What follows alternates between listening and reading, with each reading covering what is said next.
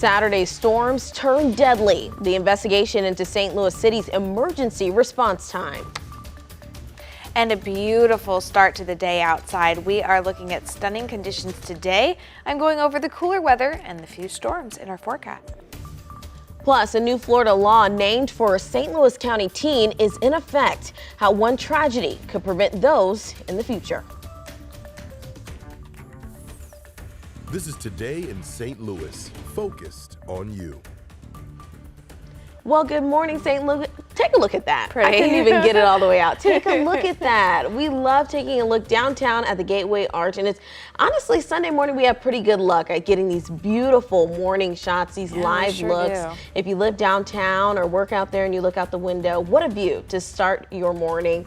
Thanks so much for joining us. It's Sunday, July 2nd. I'm Cindy Stallworth, and we have Tracy Henson here, who's had a very busy weekend. Tracy, we've had some severe storms for the past few days. 2 days in a row with me and our storm tracker. You know, it's been a busy weekend in the weather department. It has for you.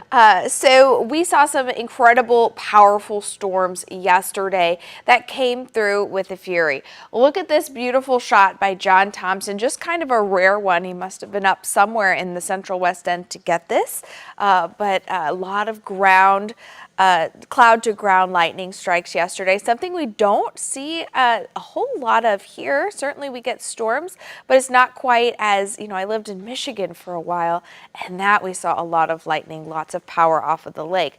But these storms have really lit up our sky, and this is our radar view that goes over the past 12 to 18 hours here. And we're going to let it loop again one more time just so you can see this storm as it came through. And you were probably awoken right at around midnight, and if you weren't, wow, you're a good sleeper.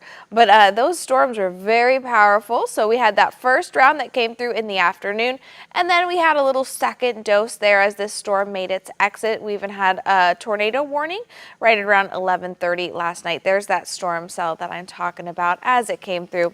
Very, very loud. There's that beautiful sunrise again this morning. Temperatures are in the upper 60s. Coming up, I'll outline our cooler weather today and the slim storm chances we have.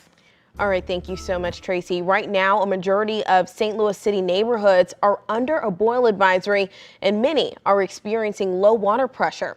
And the City Water Division says lightning struck the Chain of Rocks water treatment plant, causing it to temporarily lose power. The advisory affects 23 neighborhoods, including Hamilton Heights, The Hill, and Midtown. For the full list, be sure to head on over to KSTK.com. The Water Division is testing samples for contamination and should have those results later on tonight. This morning, friends and family are grieving after yesterday's storms turned deadly. A woman in St. Louis died yesterday afternoon when a tree fell on top of her car. It happened at Choteau and Talmadge Avenue when the woman was riding out the storm inside her car. Police got the call about 20 minutes before 5 p.m. They say they arrived on the scene within 7 minutes. But a woman who owns a business in that area says her property owner alerted her about the downed tree just before 4:30. She believes it took almost an hour for first responders to arrive, and by that time, it was too late. A man waiting for the storm to pass in his own car was the first on the scene. When the tree came down, he was able to get out of his car, went to her. She was responsive at the time, and an owner of a restaurant down the street also came out because the power went out, and they could talk to her. She was responsive, and that they tried calling 911 repeatedly for over 30 minutes. And finally, another neighbor came out who knows a county firefighter, called him to have him call somebody in the city to try to get somebody to get through, just to let them know that there's a woman trapped in her car. Now, we reached out to the St. Louis Police Department and mayor's spokesperson to get clarity on the response times. Overnight, the Department of Public Safety responded, saying, quote, today's severe storms created a large volume of 911 calls to police and fire dispatch. The department is aware of the social media posts in question and is investigating the circumstances that led up to this incident. Well, this morning we have some shocking videos of the wind tearing roofs off several buildings in downtown Collinsville. Now, this video here was taken on Main Street just off 159, and we caught up with a bartender who watched all of this damage to happen that you're about to see. I opened the door because it was a little hot inside, and all of a sudden the floor sign flew off, and we're like, oh my goodness. And then I got my phone out, we propped the door open, and the roof just flew off.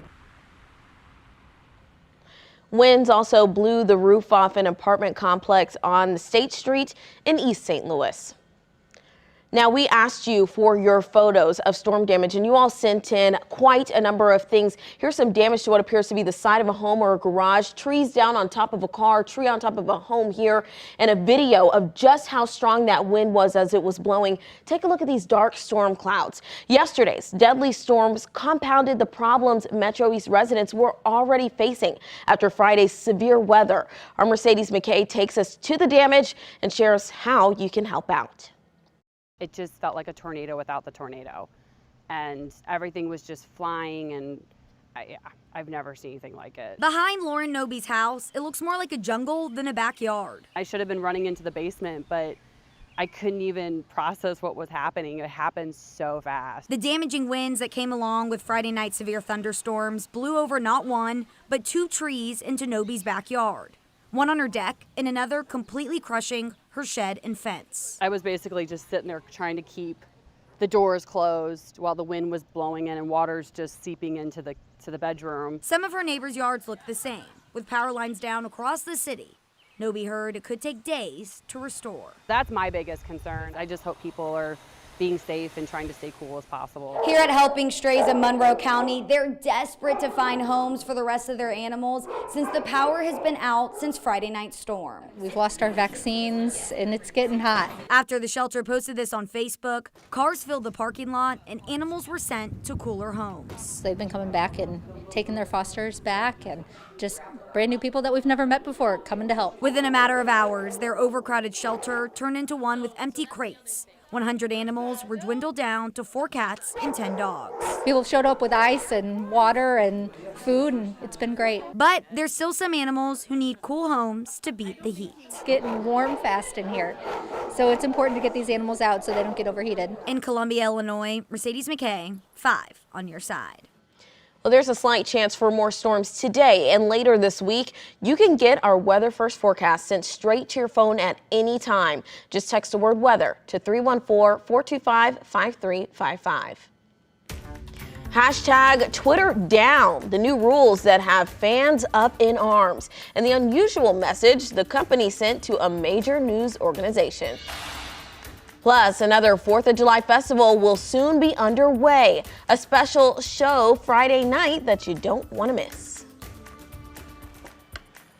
And today, temperatures in the low 80s. Yes, low 80s. I'm going over our limited storm chances in a few minutes.